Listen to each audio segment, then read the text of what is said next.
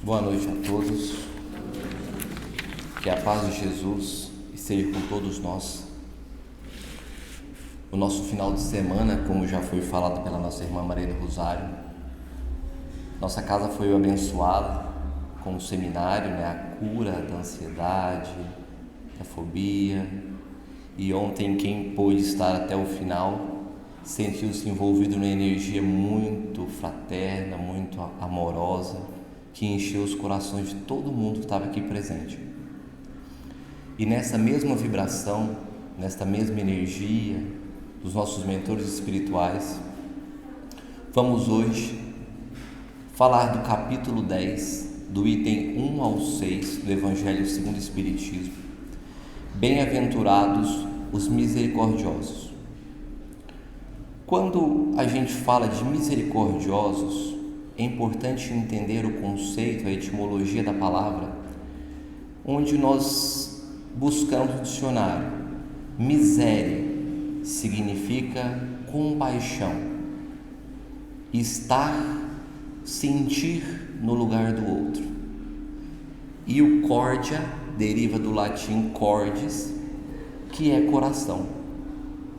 Então, eu me colocar no sentimento, em sentimento, no lugar das pessoas, daqueles que estão sofrendo, passando por alguma dificuldade, para tentar aí entender o seu sentimento, entender aquele momento que ele vive, para que eu consiga, no meu melhor posicionamento, servi-lo, ajudá-lo com uma ação, com uma palavra.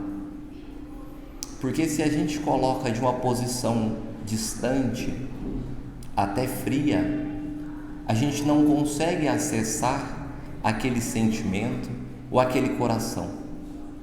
E nós nos ligamos às pessoas pelo sentimento. Então, a palavra misericordiosa, que é trazida no Evangelho, quer que nós pensamos nisso, nos colocar no lugar do outro, tentar entender os seus sentimentos, para a partir daí servir aquele irmão. Nesse mesmo conceito, o texto fala do esquecimento das ofensas. Nós nos ofendemos por uma agressão vindo externa. Alguém que profere uma palavra, um gesto, uma atitude, ou até um olhar, que nós nos sentimos ofendidos. E a gente pega toda aquela energia ruim, aquele sentimento ruim, embrulha ele, dentro do coração. E aquilo, o pensamento só pensa naquilo. Mas o fulano fez isso. Mas a pessoa que convive comigo, quem eu mais deposito confiança, fez assim comigo. E fica remoendo aquele sentimento, e ele vai ganhando energia, ele vai ganhando forma, e aquilo vai magoando, e a gente se sente muito ofendido. A razão nem sempre ela é justificável. Às vezes aquela atitude, aquelas palavras, elas não vieram em direção a nós carregado de energias para nos ofender. Não veio com maldade, não veio com ódio, não veio com agressividade, mas talvez nós, numa posição reativa, insensíveis ou sensíveis demais à ofensa, guardamos. E aquilo nos maltrata, aquilo nos adoece. Então, antes de nos ofendermos, é importante fazer uma reflexão: por que estamos nos ofendendo? É justificável? Ou eu poderia passar sem essa? Quando Jesus, nos seus últimos instantes na cruz, tendo sido espetado pelas lanças, sido crucificado, sofrido, no seu último suspiro, ele olha para o céu e diz: Pai, perdoai-vos, porque não sabem o que fazem.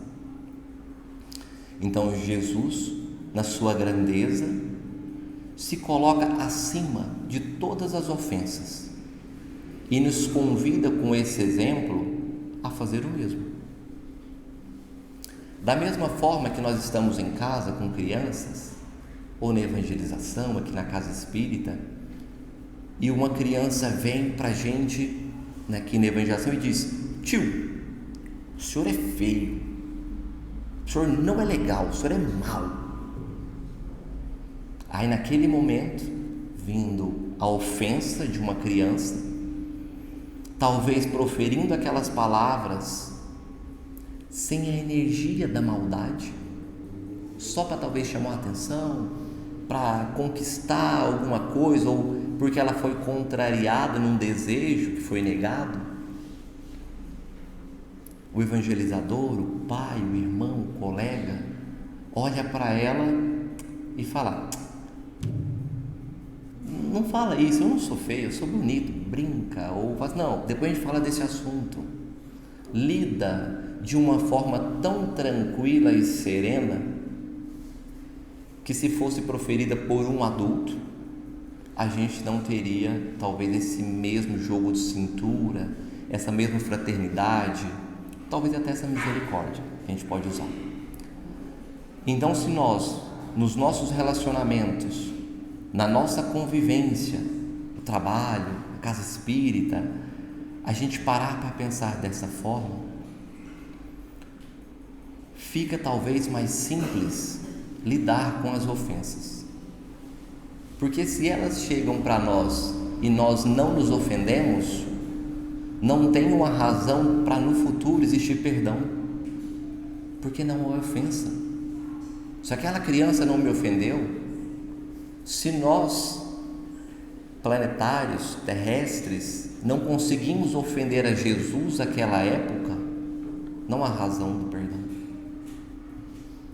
Então é importante avaliarmos o nosso sentimento, a nossa forma de reagir, para podermos condicionar o nosso futuro, os nossos sentimentos, não guardar sentimento ruim, ódio, rancor, desejo de vingança a qualquer pessoa que seja.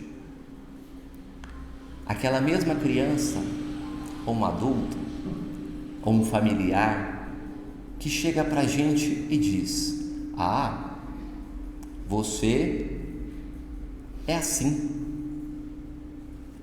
nos ofende. Aí, antes de responder, eu posso pensar: eu realmente sou assim? Se eu for como ela está dizendo, ela está certa, é uma verdade. E se ela não for, se eu não for como a pessoa me disse que eu sou, é uma mentira. E não é ela dizendo que eu sou, por exemplo, falso, que eu sou frívolo, que eu vou me tornar frívolo. Não é eu dizer para o outro: você é isso, que a outra pessoa vai se tornar. Então, se trazermos para essa análise racional, se a pessoa diz que nós somos determinada coisa, se nós somos, está tudo certo, vamos aceitar aquilo. Se não nos agrada aquela condição que o outro nos apontou e que feriu, que doeu, que chateou, que bom, ligou um alerta, vamos nos colocar em condições de mudança, de melhoria. Vou buscar repensar as minhas atitudes, vou tomar cuidado com o que eu falo e vou mudar, porque isso me incomoda. Então eu preciso desse estímulo para melhorar. Mas agora, se dizem o que eu não sou, eu não quero me tornar. Ninguém quer se tornar uma coisa ruim do que não é. Então a gente simplesmente entende a informação, muda o assunto, segue em frente e vamos buscar outras atividades, porque isso também nos dá uma condição, de uma consciência de não nos ofender por pouca coisa. Comparando de uma forma muito simples, hoje nós temos os haters. Haters são pessoas que estão nas redes sociais, grupo de WhatsApp, espalhando ódio. eles veem uma publicação ou alguma coisa das quais eles não concordam, eles descem a lenha e falam, e falam, e falam, e falam. Qual é a melhor forma de lidar com isso nas nossas vidas? Não responde. Simplesmente não dê combustível àquele tipo de sentimento que é espalhado. Porque todos nós estamos condicionados, temos a nossa vivência social nas mídias sociais, nos grupos de família.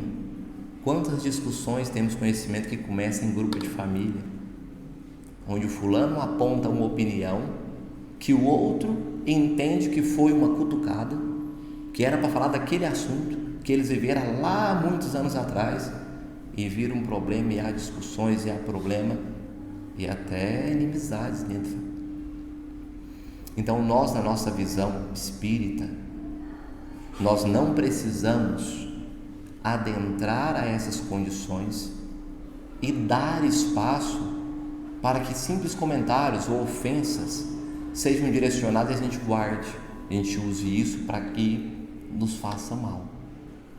Então é importante a gente ligar esses alertas, é importante usar as redes sociais de uma forma que seja positivo, que cresça e engrandeça o nosso trabalho.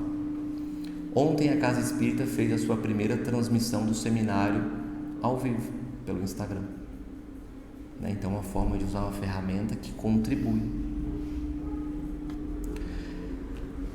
Jesus disse a Mateus: se contra vós pecou vosso irmão, ide, fazei-lhe sentir a falta em particular, a sós com ele. Se vos atender, tereis ganho o vosso irmão. Então, aproximando dele, disse Pedro: Senhor, quantas vezes devo perdoar? Jesus responde: 70 vezes 7. Então, a condição do perdoar 70 vezes 7 nos coloca numa condição onde nós estamos passíveis de sofrer ofensas várias, muitas, de inúmeras que a gente não sabe contar. Qual que é o nosso papel? Perdoar a todos. Então é isso que Jesus espera e orienta que nós façamos. Me chamou muito a atenção essa parte de Mateus, o versículo 18: ide e fazei-lhe sentir em particular. Nós, quando ofendidos, existem duas maneiras que o Evangelho aponta que podemos perdoar a quem nos ofendeu. Uma é aquela onde eu digo: olha, no meio de todo mundo, eu chego aqui na frente do centro, ontem você falou isso, mas como eu sou um bom espírita, gente boa, eu te perdoo. Viu, gente? Perdoei ele. Ele me ofendeu, mas eu, como sou bom espírito, faço caridade, perdoo todo mundo. Tá lá, tá perdoado. Esse modelo de perdão, ele é feito por pessoas que querem exercitar o seu orgulho. Porque, na verdade, o orgulho o motiva a mostrar-se que ele é muito bom. Revestido de uma bondade, ele só mostra o quão orgulhoso ele é. Porque esse tipo de perdão humilha a quem está pedindo perdão ou quem foi perdoado. É um perdão dos lábios, é um perdão do orgulho. Não tem sentimento, não tem vibração de amor, não tem fraternidade e muito menos misericórdia. Por outro lado, quando Jesus disse: ide, fazer-lhe sentir a falta em particular, e esse sentir me chamou muita atenção, porque a maneira que Jesus orienta que façamos o perdão: você foi ofendido? Está magoado? Está triste? Eu preciso resolver essa circunstância? Sim. Então vai lá, chama a pessoa no ambiente onde está vocês, a quem interessa, a quem ofendeu, a quem se sentiu ofendido, e fala: olha, me senti assim, acho que não foi legal porque essas palavras fizeram em mim, eu senti com o coração doendo, eu acho que eu não tenho essas características, acho que não funciona dessa forma na minha família ou comigo no meu trabalho. E se abre, de coração aberto, querendo reconciliar com aquela pessoa, querendo estabelecer ali uma amizade. E de maneira alguma buscando daquela pessoa que ela se sinta humilhada. Que você dê oportunidade para que seja feito um reparo da ofensa, mas não exigir que a pessoa te perdoe. Você tem que me perdoar. Você é meu marido, você é meu filho. E isso, começou a exigir que tem perdão, não tem amor. Então o amor, ele é livre. Ele dá condições para a pessoa perdoar ou não. Porque vem do coração, vem do sentimento. Ali não tem exigência, não tem cobrança. Capítulo 9 do livro Boa Nova, psicografado por Chico Xavier, do Espírito Humberto de Campos. O título chama Velhos e Moços. Os apóstolos, Tiago, os mais jovens, discutiam junto de todos, e nós vamos fazer o Evangelho se espalhar por todos os cantos da terra, porque nós somos jovens, porque nós temos energia, nós temos capacidade de levar a boa nova de Jesus a todos os lugares. Mas o que será de Simão Pedro?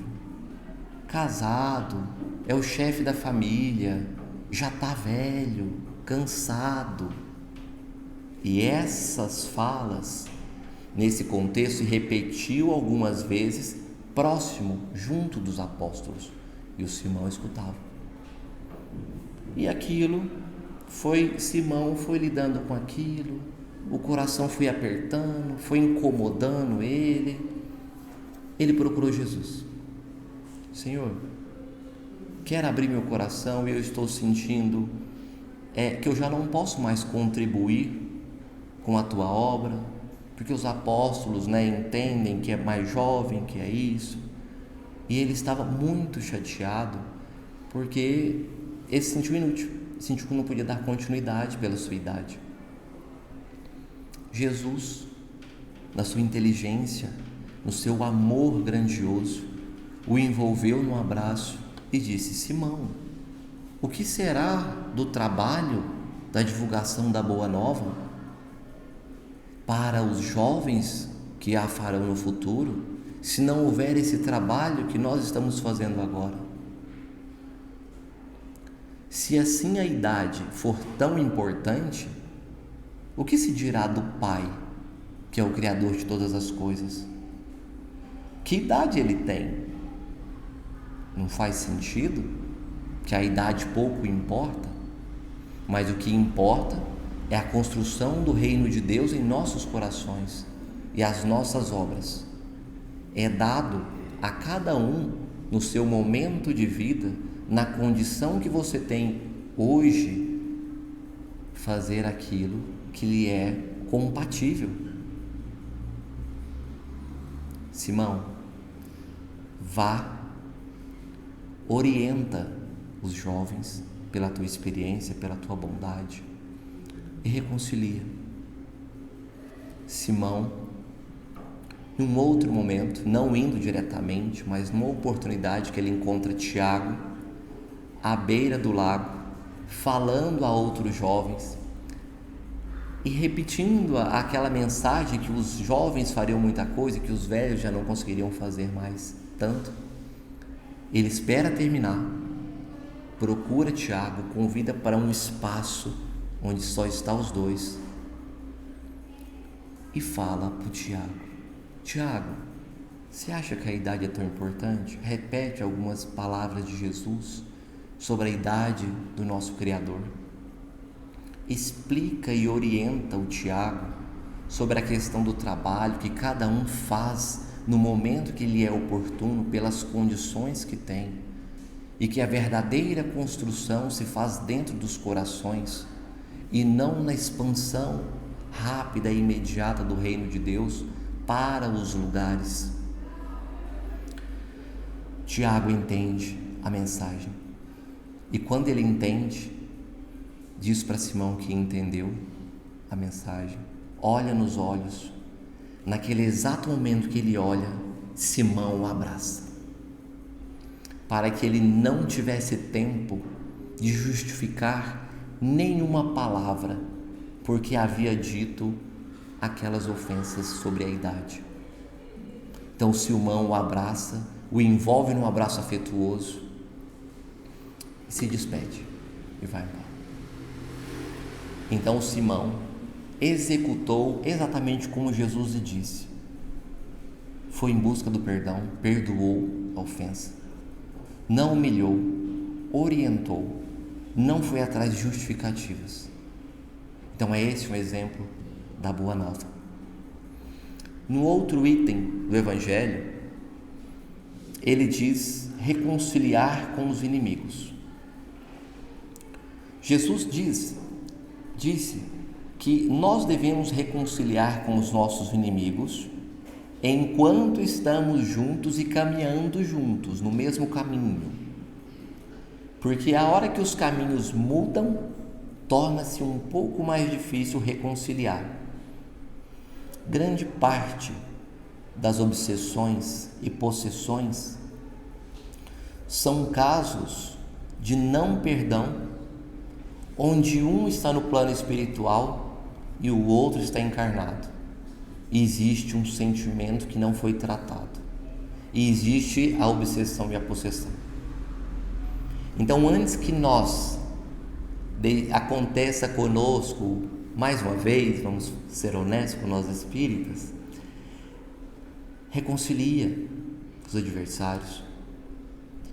Parece tão difícil, parece tão longe, impossível às vezes, mas se o Mestre nos deixa o exemplo, era para que nós sigamos. Então, se nós temos em diferentes proporções ou situações, talvez consideramos uma ofensa muito grande ou talvez uma ofensa pequena, estamos aqui hoje na Casa Espírita falando da vida futura, da felicidade permanente. Por que nós não refletirmos para que resolvemos essas contendas, assim traz o Evangelho, aqui, nessa vida encarnada?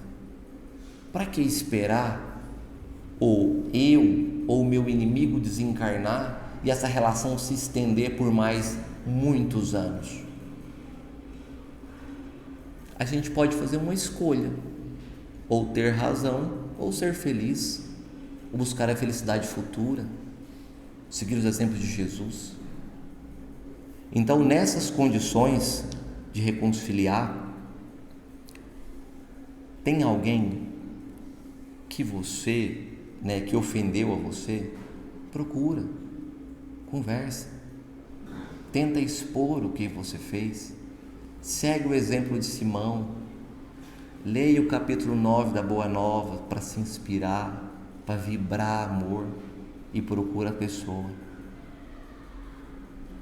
Porque assim estamos exercitando tudo que nós estamos aprendendo com o Espiritismo, que é tirar o sentimento ruim, tirar o ódio, tirar a raiva, a vingança e substituir esse sentimento por um sentimento bom, para que num futuro próximo possamos ter uma plenitude da nossa felicidade maior ainda, que possamos gozar de mais paz, mais tranquilidade, de mais amor nos nossos corações. Lembra do exemplo de Jesus? Lembra do exemplo da criança? Porque às vezes, se nós buscarmos a misericórdia e pensar naquele que nos ofendeu, talvez ele não estava no momento bom, a sua imaturidade e a sua visão um pouco mais estreita do mundo o fez agir daquela forma. Então são inúmeras situações que o colocam naquela condição e com certeza ele já sofre por isso. Não somos nós que devemos guardar um sentimento e ficar mandando dardos mentais de raiva, de ódio e remoendo a história para que nenhum fim seja alcançado, porque hoje eu ofendo, amanhã eu recebo a ofensa, aí depois eu devolvo. Quando acaba? Se nós não tomarmos uma atitude hoje, porque nós estamos buscando na casa espírita fazer a nossa reflexão, nosso autoconhecimento, vibrar o nosso melhor sentimento dentro de nós. Então é importante que a gente faça isso. Eu sempre estudo as obras do Haroldo Dutra, e ele sempre faz uns contrapontos que ajudam a gente a refletir um pouco.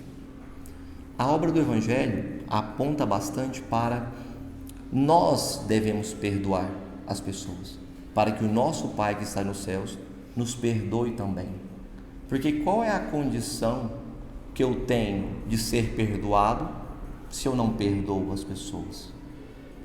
E as mensagens para que perdoamos as pessoas, elas chegam sempre para nós. Se nós ouvirmos o Pai Nosso, ele não pode ser proferido só de palavras. Ele tem que ter vibração, ele tem que ter ação. E lá está escrito: perdoai as nossas ofensas para que possamos ser perdoados.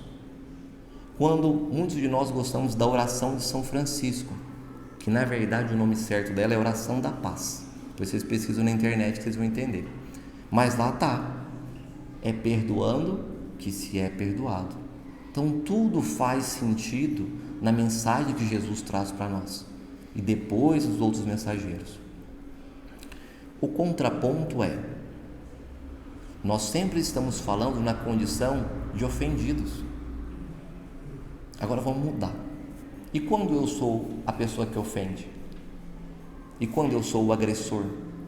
E quando eu brigo com a minha esposa, com a minha família, com a minha mãe, brigo no meu trabalho, brigo com esse, brigo com aquele outro? A pessoa vai se sentir ofendida comigo. E o proceder, como deve ser? Se eu estou na casa espírita, se eu estou buscando o espiritismo como o consolador prometido,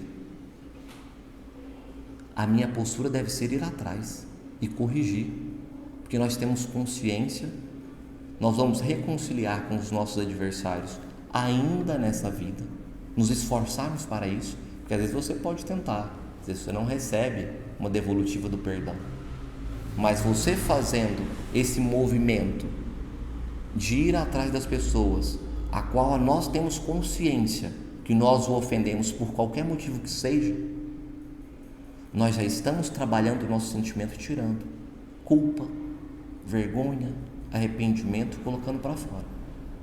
Se o outro ainda quiser guardar, em um outro momento ele vai ter que colocar para fora também, se é justiça divina. Mas é importante que nós tenhamos essa consciência também, porque às vezes parece que nós ficamos assim, cruzado, coitadinho, vítima, daí eu perdoo todo mundo. Mas e quando a gente ofende? Quando foi eu que ofendi?